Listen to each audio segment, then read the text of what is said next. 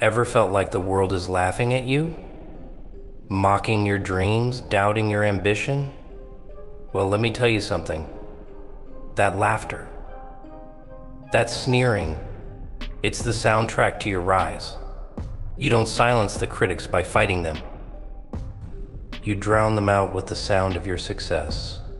This isn't just a game of proving them wrong. No, my friend. It's about playing their hatred like a symphony or symphony. They call you names. They whisper when you walk by. They make it their mission to remind you of every flaw, every stumble. But here's the twist: haters are nothing but unpaid consultants. They analyze you, scrutinize you, and unknowingly hand you a blueprint for domination. Think about it. Why would someone waste their breath on someone who doesn't matter? Their hatred? That's their obsession. Their ridicule? That's your validation. You exist so profoundly in their minds that they can't stop thinking about you.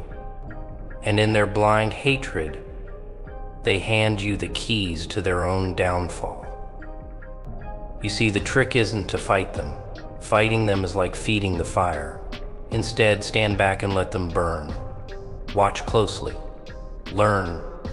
They'll reveal their fears, their insecurities.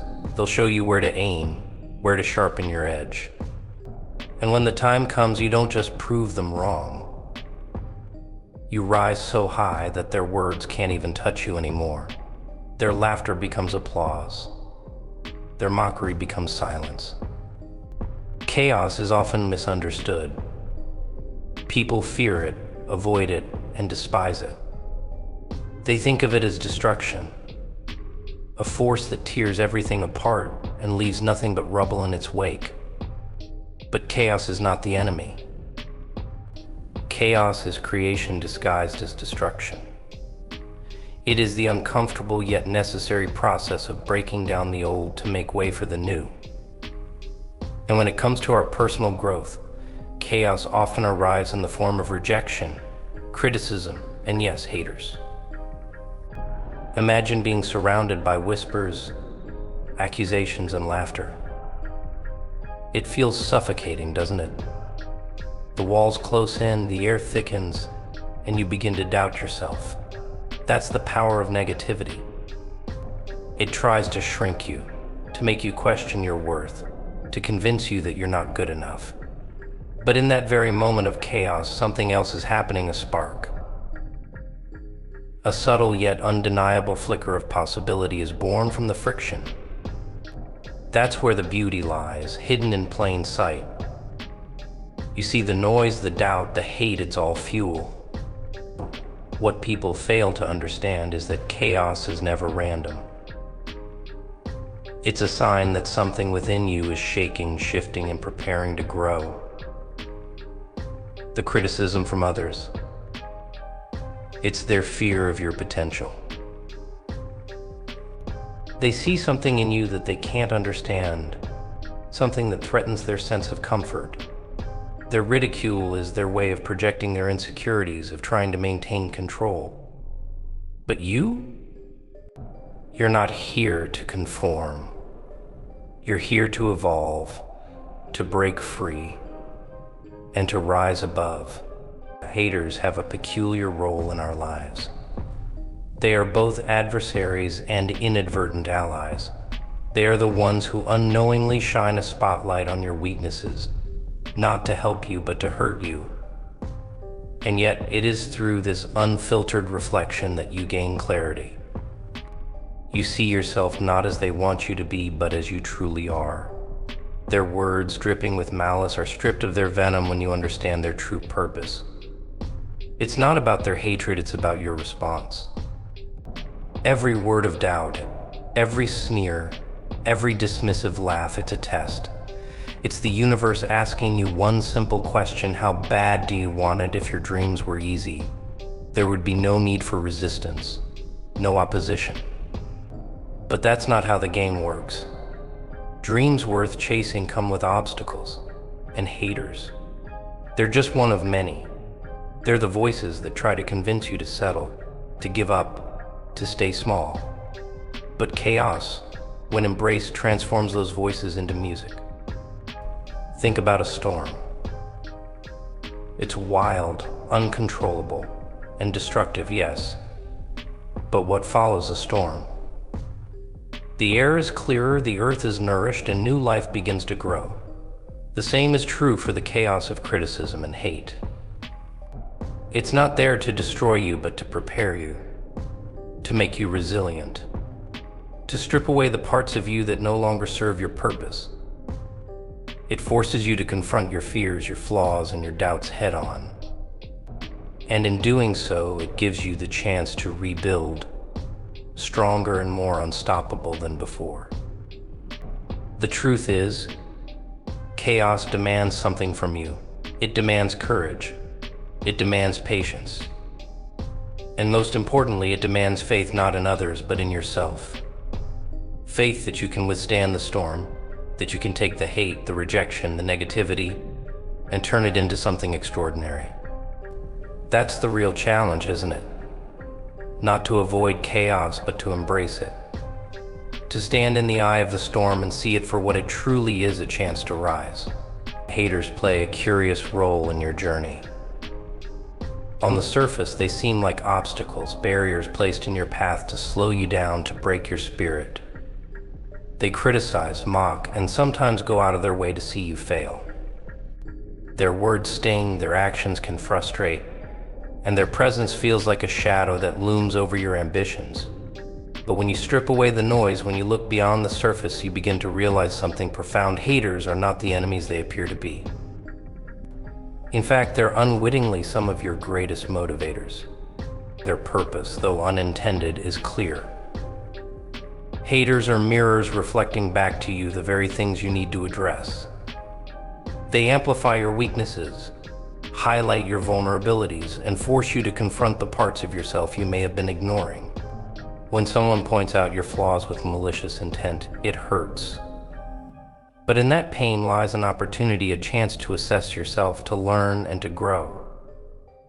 The criticism might not be constructive in nature, but it can still be useful if you have the right mindset to interpret it.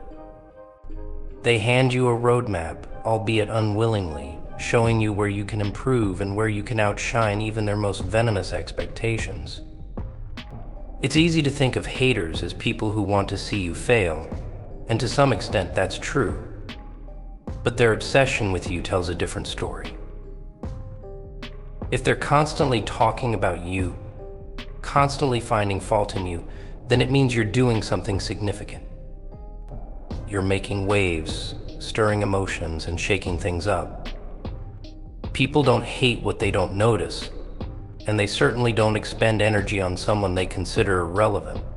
Their hate is, in its own twisted way, a sign of your importance, of the impact you're beginning to have on the world.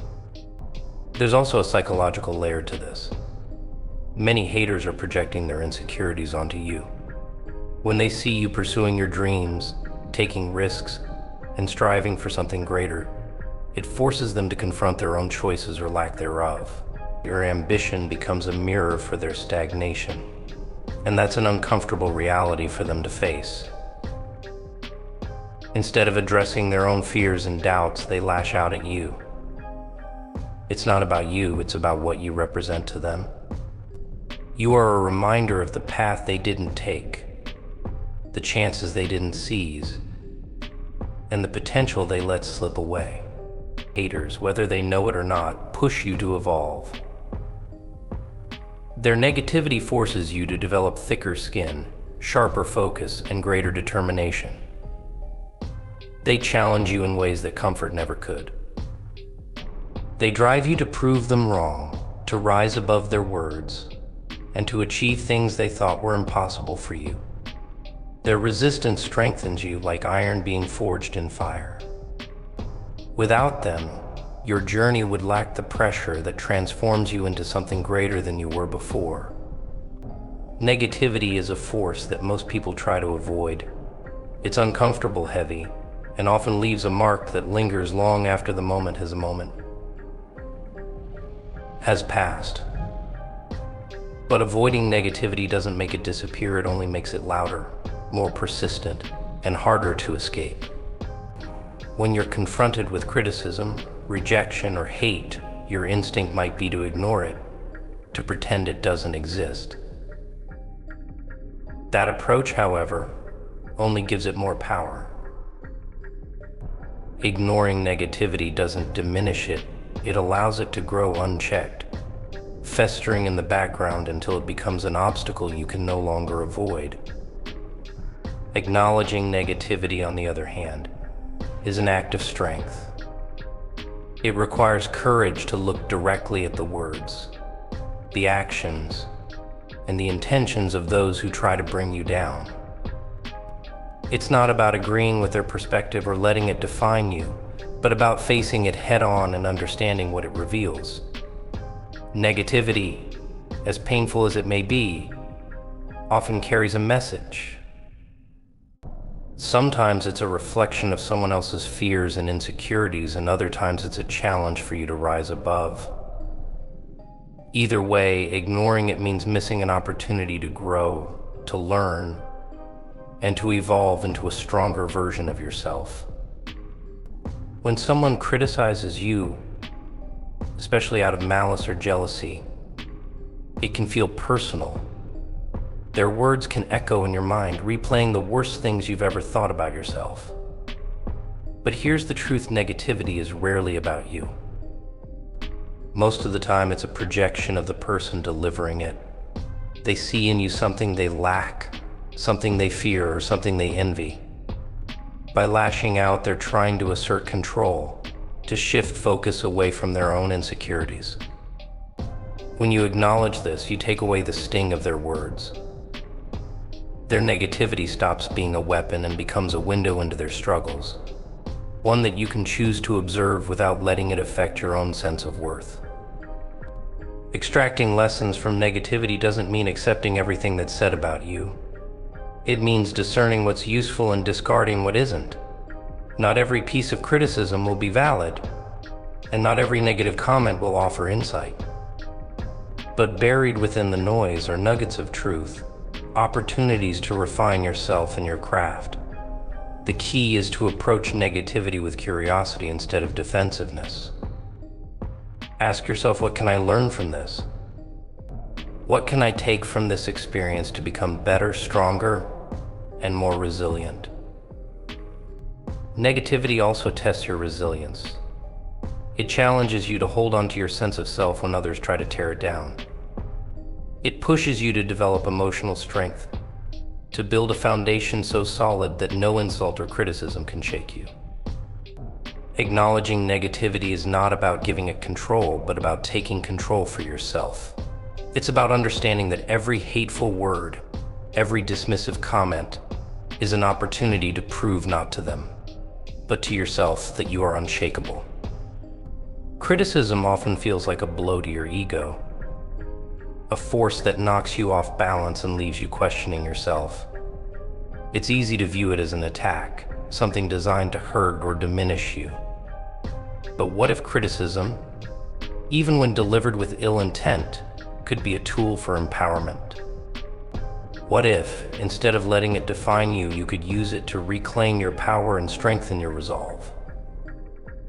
The key to this transformation lies in how you choose to respond. Reclaiming power from criticism isn't about silencing the voices of others or proving them wrong. It's about shifting your perspective and recognizing that their words only have the power you allow them to have. When someone criticizes you, especially with malice, their intent is often to provoke a reaction. They want to see you doubt yourself, falter, or lash out. Their words are meant to get under your skin, to control your emotions, and to make you feel small. By reacting emotionally or defensively, you're playing into their hands, giving them exactly what they want. But when you step back, take a deep breath, and look at the criticism objectively, you disrupt their plan. You take the power out of their words and reclaim it for yourself. The first step in this process is understanding that criticism, no matter how harsh, doesn't define you. It's an opinion, not a fact. People see the world through their own lenses, shaped by their experiences, biases, and insecurities. When they criticize you, they're often projecting their own fears and limitations onto you. Recognizing this can help you separate their words from your sense of self-worth. You are not their opinion. You are not their judgment. You are more than their limited perspective of you.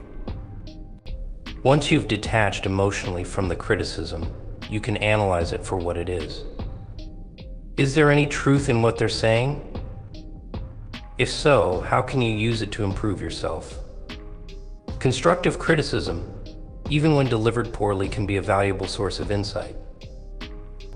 It can highlight areas where you can grow, refine your skills, or strengthen your character. On the other hand, if the criticism is baseless or purely spiteful, it can serve as a reminder of your resilience and your ability to rise above negativity.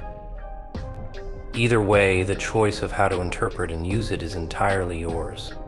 Reclaiming power from criticism also involves setting boundaries. Not all criticism deserves your attention, and not every critic deserves a response. Learn to discern between voices that aim to help and those that aim to harm. Focus your energy on the former and let the latter fade into the background. By doing so, you conserve your emotional and mental resources for the things that truly matter: your goals, your growth, and your self-belief. Criticism is inevitable on the path to success. The more you achieve, the more visible you become, and the more opinions you'll attract.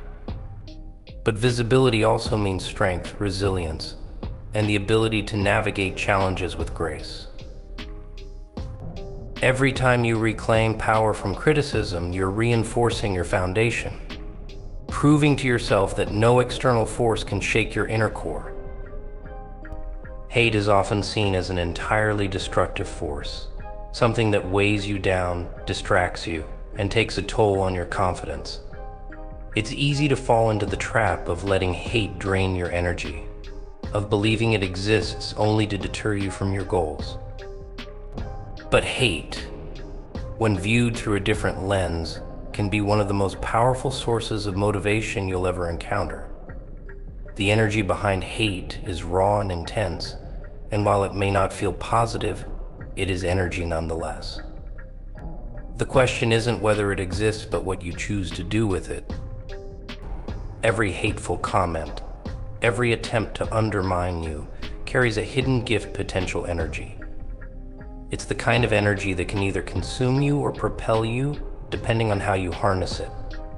Hate is a fire, and like any fire, it can burn everything to the ground or forge something extraordinary.